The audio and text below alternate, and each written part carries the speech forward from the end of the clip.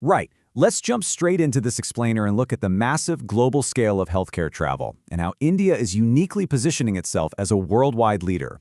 We are watching a truly fascinating shift in global economics right now. For decades, the flow of medical expertise was pretty much perceived as a one-way street, but today, that map is being entirely redrawn. We're going to examine the blueprint behind India's aggressive, highly calculated push into the medical tourism sector, specifically zooming in on a major policy pivot from the center to provide direct funding support for hospital infrastructure. It's a bold move, and it is absolutely set to reshape the global healthcare market. Here is our roadmap for today. First, the medical tourism boom. Second, India's strategic position. Third, funding hospital infrastructure. And fourth, the economic impact. Section 1. The medical tourism boom as a global industry. So, what exactly does medical tourism entail? Basically, it's the practice of traveling across international borders to obtain healthcare. But honestly, we kind of need to update our mental models here.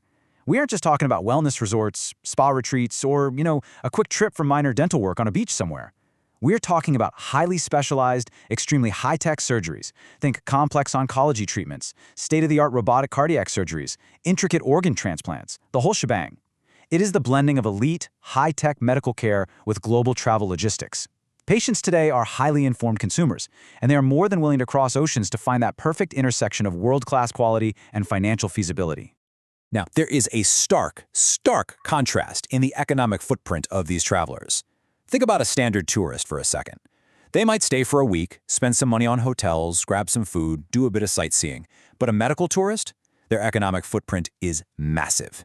They stay for weeks, sometimes even months, for recovery.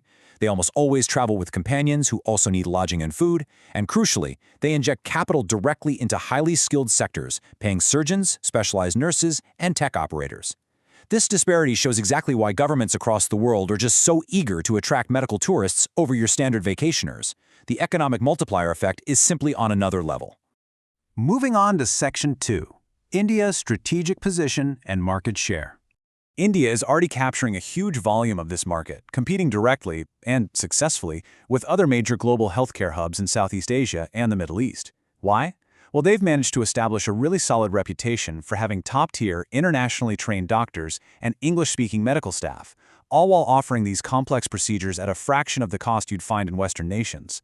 But the ceiling for growth here is much, much higher.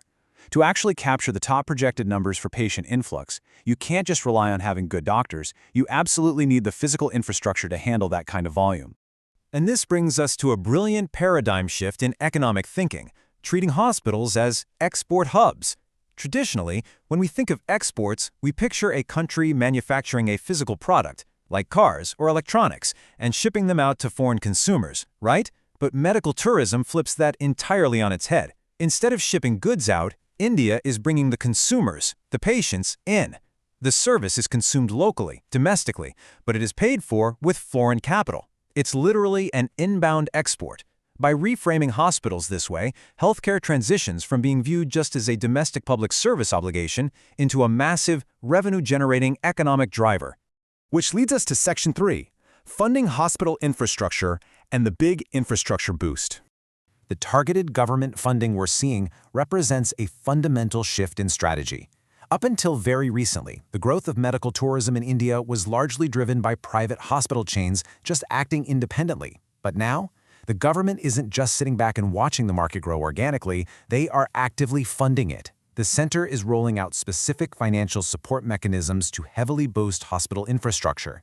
This means direct government intervention to ensure these facilities have the capital they need to expand, upgrade, and aggressively compete on a global scale. When you compare the current infrastructure with the projected reality, you instantly see why this funding is such a necessary bridge. Current capacity, while definitely impressive in certain pockets, faces real bottlenecks. We're talking about waiting lists, a dire need for more specialized intensive care units, and a constant, growing demand for the latest multi-million-dollar diagnostic machinery. Plus, to attract international patients, hospitals really need international accreditations, and those require massive investments in physical facility standards and safety protocols. The projected post-funding capacity, though, paints a picture of modernized, high-volume, globally accredited facilities. Government funding is the essential bridge connecting today's reality to that modernized future. So how does this actually work in practice? We can break down this seemingly complex bureaucratic policy into a clear three-step path. Step 1. Hospitals that meet certain criteria apply for the infrastructure boost. They identify exactly what they need to bring in more foreign patients.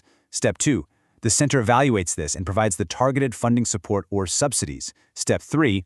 That capital is immediately deployed into new, high-tech beds, specialized robotic surgical equipment, and achieving those rigorous international accreditations. It's a highly targeted pipeline, literally designed to turn capital into world-class healthcare real estate. The ministry's projections state their goal is, quote, positioning India as the premier global destination for affordable, high-quality medical care. According to the ministry, the entire goal of this funding mechanism is laser-focused on international competitiveness. Notice the two main pillars here, affordable and high quality. Historically in healthcare, you kind of only got to pick one.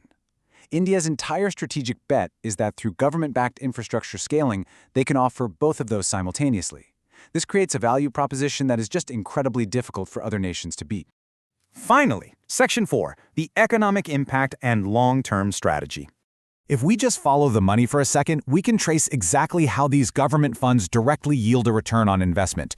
The initial outlay of public or subsidized funds into these private or public-private hospitals acts as a catalyst. The upgraded facilities attract the international patients. Those patients then bring in foreign currency, which pays for the procedures, the extended hospital stays, specialized pharmaceuticals, and the local hospitality sector.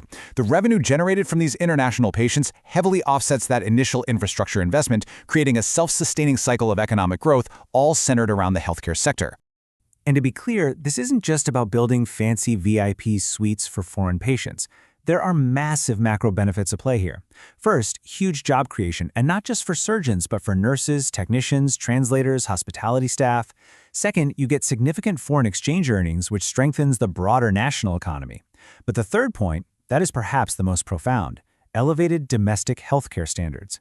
When you build world-class, heavily funded, globally accredited hospitals to attract international tourists, that exact same cutting-edge infrastructure and medical expertise becomes available to the domestic population. The resulting economic boost ultimately transforms the local landscape too. A rising tide really does lift all boats. Which leaves us with a truly fascinating dynamic to watch unfold. We are entering an era where nations are treating healthcare infrastructure with the exact same strategic economic importance as they do international airports or massive global trade boards. As governments actively begin funding hospitals to operate like high-revenue tourist attractions, it forces us to ask, will global healthcare become the world's most fiercely competitive market?